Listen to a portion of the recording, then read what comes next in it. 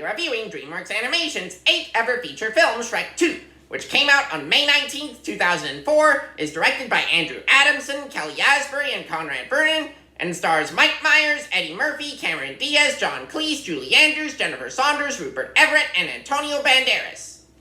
Okay, so this mixed-up fairy tale sequel has just started, and so far we are already hearing Accidentally in Love by Counting Crows playing in the background. That is just awesome, dude! So we are now seeing that our titular ogre, Shrek, played once again by Mike Myers, and Princess Fiona, played once again by Cameron Diaz, are now happily married after the end of the first Shrek film.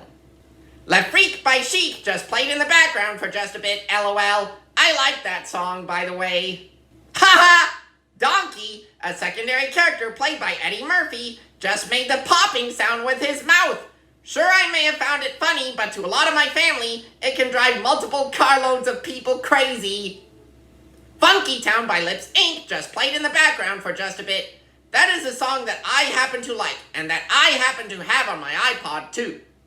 The King and Queen of Far, Far Away, who are Fiona's parents in case you are wondering, and who are played by John Cleese and Julie Andrews respectively, are quite shocked and surprised to see that their daughter Fiona married Shrek, who is an ogre, and that they are both ogres now. But however, I will now state that Shrek and Fiona are ogres, who are actually good guys, of course.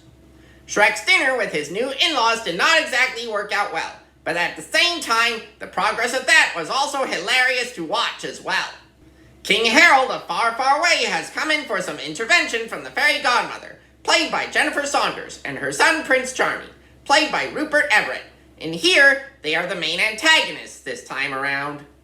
Shrek has took a look at Fiona's old diary, and now King Harold just came to see him, and he said that he wants to own up to his despicable behavior earlier.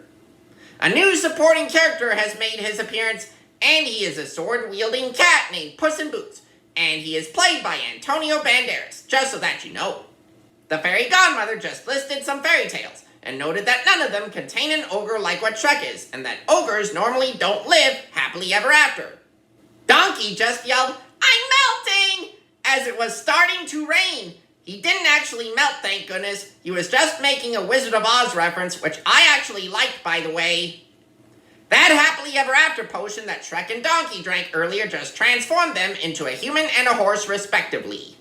It turns out that the happily ever after potion also transformed Fiona back into a human too. Oh no! Shrek, Donkey, and Puss in Boots have been captured, but luckily they have just been rescued by some fairy tale character friends of theirs. Holding Out for a Hero is now being sung by the fairy godmother, as Shrek, Donkey, and Puss in Boots are preparing to take on her and Prince Charming. The fairy godmother has been taken out, thank goodness, but however, King Harold was transformed into a frog in the process.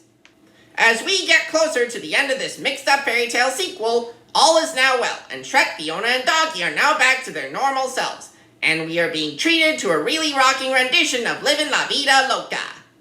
Overall, Shrek 2 is a wonderful sequel that manages to capture all the same fairy tale fun and charm as the first one, and overall a magnificent film. Join me next time when I review Ready or Not.